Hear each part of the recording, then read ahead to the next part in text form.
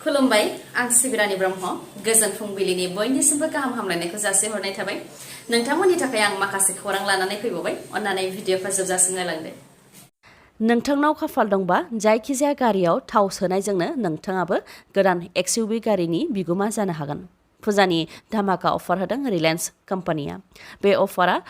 5 अक्ट'बरनिफ्राय जागायजेनबाय आरो फैगौ 5 डिसेम्बरसिम थागोन बे अफारा गासैबो पेट्रल पाम्पनि थाखाय नङा जायफोर बिथांमोनहा रिलायन्स कम्पानिनि पेट्रल पाम्पआव थाव सोगोन बिथांमोननि थाखायसो बे अफारखौ होदों रिलायन्स कम्पानिया श्रीरामपुरनि रिलायन्स पेट्रल पाम्पनि डिलार बिथाङा खौरां बिजोङाव फोसावनाय बायदिब्ला रिलायन्स कम्पानिया बे अफारखौ गासैबो भारतनि थाखायनो फोसावदों गासै भारताव बे लटारिनि थाखाय रिलायन्स कम्पानिया गं 10 XUV साखा खब्रै गारि गं 50 मटरसाइकेल आरो गं 150 मबाइल फोसावदों लटारियाव जाय देरहासारनो हागोन बिथांमोनहानो बेफोर बान्थाखौ मोननो हागोन फोरमायथिनाय बायदिब्ला नोंथाङा जुदि रिलायन्स कम्पानिनि पेट्रल पाम्पआव थाव सोहोयो अब्ला नोंथांनि कन्टेक्ट नाम्बार आरो गारि नाम्बारखौ लाखिनाय जागोन बे लेखायैनो फैगौ 5 डिसेम्बराव लटारिया जागोन आरो नोंथाङा जुदि खाफाल गोनांब्ला थाव सोनायनि गेजेरजोंनो नोंथाङाबो XUV गारिनि बिगोमा जानो हागोन गारियाव थावखौ क्वालिटि आरो क्वान्टिटिखौ नोजोर होनानै सोनाय जागोन बेखौ लानानै जेबो गोनो गोथो जानो गोनांथि गैया होननानै बुंथिदों डिलार बिथाङा बेनि अनगायैबो केशबेक स्किमबो बानायदों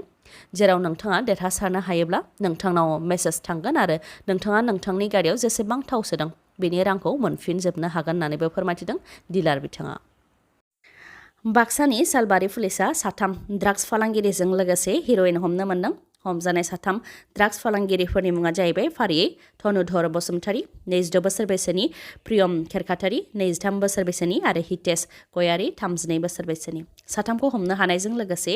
29.70 ग्राम हिर'इन बेनि अनगायैबो 36 कन्टेनार आरो मोनसे बिजि हमनो हादों लोगोसे गंनै मबाइल आरो AS15N9273 आरो AS15T6871 नंनि गंनै मटरसाइकेलबो जब्द खालामनो हादों आरो ड्राग्स फालांगि खालामनायनि दायाव ड्राग्स फालांगिरि धनुधर बसुमतारी प्रियम खेरखातारी आरो हितेश गयारीमोननि हेंथायै केस रेजिस्टार खालामदों मख'नो गोनांदि ड्राग्स फालांगि खालामनाय आरो लाइमोनफोरनि ड्राग्स लानाया सिगांनिफ्राय बारासिनसो जादों जेसेबांनो बेनि हेंथा प्रशासना राहा लादों एसेबांनो ड्राग्सनि बाहायनायाबो बांसिनसो जादों जोंनि गोबां लाइमोनफोरानो ड्राग्स बाहायनानै गाव गावनि जिउखौ खोमसि फारसे नारहरनायखौसो जों नुनो मोनबाय थानाय जादों दिलीप रामसियारिनि नखराव मैदेरनि उदखार हरनि समाव फैनाय मैदेर फालोआ गासैखौबो सिलिंखार खालामलांदों बाक्सा जिल्लानि 2 नं सिमलाबारिनि देबसरा गामियाव हरनि समाव मैदेरनि उदखार फोरमायथिनाय बायदिब्ला हरनि समाव 4-ब्रैजिसो हाग्रानि मैदेर फालोआ फैनानै दिलीप रामसियारिनि नखरखौ बेंखनफैदों आरो न' बां सिलिंखार खालामनायजों लोगोसे न'आव थानाय 15 मन माइ आरो बस्थायाव थानाय माइरं गासैखौबो जानानै थांदों बेनि अनगायैबो गय बिफां नारेंखल बिफां आरो दमखलखौबो सिफायलांदों जायजों गोबां खहा जादों होननानै फोरमायथिदों मैदेरनि उदखार खालामनायाव नखरनि सुबुंफोरा इसोरनि दहाय लानानै न' सिङाव हाबनानै खुनुरुखुमै जिउ रैखा मोननो हादों होननानै फोरमायथिदों मैदेरा गासैबो सिलिंखार खालामखांनायनि उनाव रायजो राजाफोरनि बम गावनाय आरो अर सावनायजोंसो उननि समाव मैदेरखौ होस्रां हरफिननो हादों होननानै फोरमायथिदों मैदेरनि उदखारजों गोबां खहा जानायखौ लानानै सरकारा जाहाथे अनसुंथाइ होयो बेनि थाखाय सरकारनिसिम मदद बिहरदों नखरनि सुबुंफोरा आरो मैदेरनि उदखारनि सायावबो राहा लानो थाखाय सरकारनिसिम खावलायहरदों दिनै 9 अक्ट'बर इन्टार 6 शेड्युल प्रिमियार लीगआ दिनैनिफ्राय जागायजेनगोन गिबि खेबनि थाखाय खुंजानाय इन्टार 6 शेड्युल प्रिमियार लीगनि गिबि गेलेनाया दिनै डिमाकुसियाव बेलासिनि 6:30 रिंगानिफ्राय जागायजेनगोन आरो दिनैनि सानाव बिटिआरनि हानजानि बेरेखायै मिजोरामनि लाई अट'नमास डिस्ट्रिक्ट काउन्सिलनि हानजाया गेलेगोन गासैबो रायजो राजाफोरा थांनानै जाहाथे बिटिआरनि हानजाखौ मदद होयो बेनि थाखाय बिटिआर सरकारा खावलायहरदों बेखेवनाय फुटबल गेलेनाया दिनै डिमाकुसियाव जागोन बेनि उनाव मसलपुराव लीग खेला जागोन सेमिफाइनाल गेलेनाय जागोन बेनि अनगायैबो फारियै बिजनी आरो क'क्राझारावबो लीग गेलेनाया जागोन जोबनायाव 23 अक्ट'बराव क'क्राझारनि साइ प्लेग्राउन्डआव फाइनाल गेलेनाया जागोन गासै 4 जायगायाव गेलेनाया जागोन होननानै फोरमायथिदों फोरमायथिनाय बायदिब्ला हेमेन्द्र नाथ ब्रह्म बिथांनि चेयारमेनशिपआव गेलेगिरिफोरखौ सायख'नो थाखाय मोनसे कमिटि दानाय जादोंमोन बे लेखायै मसलपुराव ट्रायल केम्प खालामनानै बिटिआरनि टीमनि थाखाय 22 गेलेगिरिफोरखौ सायख'नाय जादोंमोन फोरमायथिबावनाय बायदिब्ला बिटिआरनि हानजायाव दिदोम हाज'वारिया केप्टेन महरै गेलेगोन बिथाङा आसाम आरो भारतनि मुंदांखा क्लाबफोरजों गेलेखांनाय फुटबल गेलेगिरि बिथांनि अनगायैबो रयेल बसुमतारीयाबो बिटिआरनि हानजायाव थागोन बिथाङा गलकिपार महरै आसामनि गुबुन गुबुन क्लाबफोरजों गेलेफादोंमोन आरो जाखांफुनाय गेलेगिरि दैमालु बसुमतारी आरो गवानिफ्राय फैनाय विक्रान्त शर्मायाबो बिटिआरनि हानजायावनो थागोन। जाय बिथाङा राजस्थान इउनाइटेडनो कचिं होयोमोन आरो बिथांनाव कच हिसाबै गोबां एक्सपिरियेन्स दं, बेनिखायनो बिटिआरनि हानजाया गोख्रों आरो मोजां फिथाइ मोननो हागोनखौ आसा खालामो होननानै फोरमायथिदों। फोरमायथिनाय बायदिब्ला चिराङाव 10 अक्ट'बर, 12, 14, 16 आरो 18 अक्ट'बराव गेलेनाया जागोन। बास आरो थाव रोगाग्रा ट्राकनि गेजेराव गोख्रोङै सौग्रावलायनायाव 12 सुबुंनि जिउ खहा आरो 43 जोखोम। बे जाथाया महाराष्ट्रनि नासिकआव जादों। नासिक सिटिनि पुलिस कमिशनार जैन नाइक नावारे बिथाङा फोरमायथिनाय बायदिब्ला 50 दावबायारि लानानै मुम्बाइसिम थांगासिनो दंमोन बासआ। बेयावनो महाराष्ट्रनि नासिकआव थाव रोगाग्रा ट्राकआव सौख्रांहैदों, जायजों बासआ अर जोंब्लावदों आरो लोगो लोगोनो मिथिस्लाबलायालासे मेगननि सेरावनो बासआ खामनानै सेवहांगार जादों। जाय जाथायजों 12 सुबुंनि जिउ खहा जादों आरो 43 जोखोम जादों। जोखोम जानाय गासैखौबो फाहामथायनि थाखाय डिस्ट्रिक्ट सिभिल हस्पिटालाव थिसननाय जादों। फोरमायथिनाय बायदिब्ला बे जाब्रबथाय जानाया फुंनि 5:15 रिंगासो समाव जादों। फोरमायथिबावनाय बायदिब्ला बासाव 30 दावबायारि लानो हानायनिल' खाबु दंमोन, नाथाय बासाव गासै 53 दावबायारि लानानै मुम्बाइ फारसे थांगासिनो दंमोन। बेयावनो बासखौ सामलायनो हायियाव बासआ थाव लांग्रा ट्राकखौ सौख्रांहैदों आरो बे जाथाया जानो मोन्दों। जाथायखौ लानानै प्राइम मिनिस्टार अफिसनिफ्राय गोथौ दुखु मोननाय फोरमायथिदों। लोगोसे जिउ गोमानाय न'खरनो 2 लाख रां आरो जोखोम जानाय साफ्रोमनोबो 50,000 राङै होनो थाखाय फोसावबाय। प्राइम मिनिस्टार अफिसनि अनगायैबो महाराष्ट्र सरकाराबो जाथायनि सायाव दुखु मोननाय फोरमायथिनानै जिउ गोमानाय न'खरनो 5 लाख रां आरो जोखोम जानायफोरनो बेसेन नाङालासे फाहामथाय होनो थाखाय सोरखारा फोसावबाय।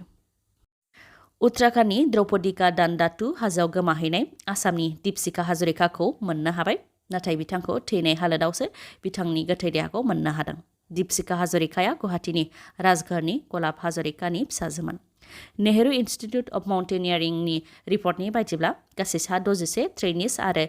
इन्सट्राक्टर्सफोरा द्रौपदीका दान्दातु हाजोनि 17,000 फिट गोजौआव थांदोंमोन। बेयावनो हरखाबै बरफ आरो अन्थाइ गोग्लैनायजों गोबां सुबुंफोरानो गोमानानै दंमोन। गोबां नागिरनायनि उनाव दासिम 32खौ रैखा खालामनो हाबाय, 26नि गोथै देहा मोननो हाबाय आरो 3 दासिमबो गोमानानै दङ। बिटिसिनि इएम रनजित बसुमतारीया अक्ट'बर आरो नभेम्बर दाननि गेजेरावनो 3rd आरो 4th ग्रेडआव 1100नो रां लायालासे साख्रि होनायनि थाखाय रायजो राजाफोरनो खोथा होदोंमोन। जुदि अक्ट'बर आरो नभेम्बर दानावनो साख्रियाव थिसननो हायोब्ला बेनि एडभार्टाइजखौ दानो होनानै बिटिसि सरकारखौ बुंथिदों बिटिसिनि बारग' लेङाइ गाहाय खाम्फा बरगयारिया। बिथाङा बुंथिदों दि 6 शेड्युलनि सिङाव बिटिसि गोरोबथानि बायदिब्ला बिटिसि सरकारा 3rd आरो 4th ग्रेडनि साख्रिखौ होनो हायोमोन, नाथाय दानि बिटिसि सरकारा बेखौ हाला होननानै बुंबोबाय थादोंब्लाबो इएम रनजित बसुमतारीया अक्ट'बर आरो नभेम्बर दानावनो 1100नो 3rd आरो 4th ग्रेडनि साख्रि होनो थाखाय रायजो राजाफोरनो खोथा होदोंमोन। जुदि थारैनो साख्रि होनो हामारोब्ला दानो एडभार्टाइज होदो होननानै बुंथि खाम्फा बरगयारिया। लोगोसे फोरमायथिबावदों दि दानि बिटिसि सरकारा साख्रि होनायनि सिस्टेमखौनो दानानै लानो रोङाखै। सिगांनि सेन्ट्रेल सिलेक्शन बर्डखौ दानि सरकारा सिफायखांनायनि उनाव साख्रियाव थिसननो थाखाय बर्डनि गोनांथि जायैखौ मिथिनो मोननानै सेन्ट्रेल रिक्रुटमेन्ट बर्ड दाफिनदोंमोन, नाथाय बेनि चेयारमेनखौ बिटिसिनि प्रिन्सिपाल सेक्रेटारिखौसो थिसनदों, जेराव नियम बायदियै सोरखारनि दानाय बर्डआव बिबानाव थानाय अफिसारा माब्लाबाबो चेयारमेन जानो हाया आरो बिबान गैयै रिटायार जानाय सुबुं आरो रोंगौथि थानाय सुबुंफोरासो बर्डनि चेयारमेन जानो हायो। नाथाय दानि सोरखारा दानाय बर्डआव सासेबो रायजो राजा आरो इएम गैया, अब्ला बिथांमोनहा माबोरैहाय साख्रियाव थिसननो हागोन होननानै बुंथियो बिथाङा। बेनि अनगायैबो बिथाङा फोरमायथिबावदों दि दानि बिटिसि सोरखारा साख्रिनि बेलायाव नेमखान्थि बानायनाय बायदिब्ला बिटिसिआव 10% ट्राइबेलफोरनि थाखाय रिजार्भेसन जासिगोन, जायनाखि बिटिसिआ 6 शेड्युल जानायनि थाखाय भारत सोरखारा बिसायख'थिनि बेलायावबो ट्राइबेलफोरनि थाखाय पलिटिकेल रिजार्भेसनाव 75% रिजार्भेसन खालामनानै होदों। बेबायदियाव साख्रिनि बेलायाव 10%ल' रिजार्भेसन बानायनानै होयोब्ला जोंनि मानसिफ्रा माबोरैहाय साख्रि मोननो हागोन होननानै बुंथियो खाम्फा बरगयारिया। बेफोरनि अनगायैबो खाम्फा बरगयारि बिथाङा फोरमायथिबावदों दि बिटिसिआव 3rd आरो 4th ग्रेडनि साख्रि होनोब्ला आसाम सोरखारनाव गनायथि लाहरग्रोनांगौ आरो सोरनोबा साख्रि होदोंमोनब्ला एबा फिक्सड पेआव साख्रि होदोंमोनब्लाबो साख्रिखौ सिफायफिननांगौ होननानै आसामनि पार्सनेल डिपार्टमेन्टनि प्रिन्सिपाल सेक्रेटारिनिफ्राय लिरहरनायखौ बयबो मिथिबाय, जायनि थाखाय बिटिसिनि दैदेनगिरिफ्रा एग्रिकालचार आरो गुबुन गुबुन बिफानाव फिक्सड पेआव साख्रि होनायखौ दानफिननानै होनो गोनां जादों होननानै फोरमायथियो खाम्फा बरगयारिया। लोगोसे बुंथिबावदि साख्रिनि अनगायैबो हाग्रा बिफाननिफ्राय 10 रांनि कालेक्सन जायोमोन, बेखौबो आसाम सोरखारा लानानै थांबाय। हाग्रा बिफाननि 10 महल जेरै बाला, अन्थाइ, क्रेशार बायदिखौ माइनिं डिपार्टमेन्टनो होनाय जाबाय होननानै आसाम सोरखारा बुंथिदों, नाथाय माइनिं डिपार्टमेन्टआ बिटिसि सोरखारनि सिङाव फैया। बे आसाम सोरखारनि सिङावसो फैयो आरो आसाम सोरखारा बेबायदियैनो हाग्रा बिफाननि रेभिनिउ कालेक्शनखौबो गावसोरनि सिङाव लानानै थांबाय होननानै बुंथियो खाम्फा बरगयारिया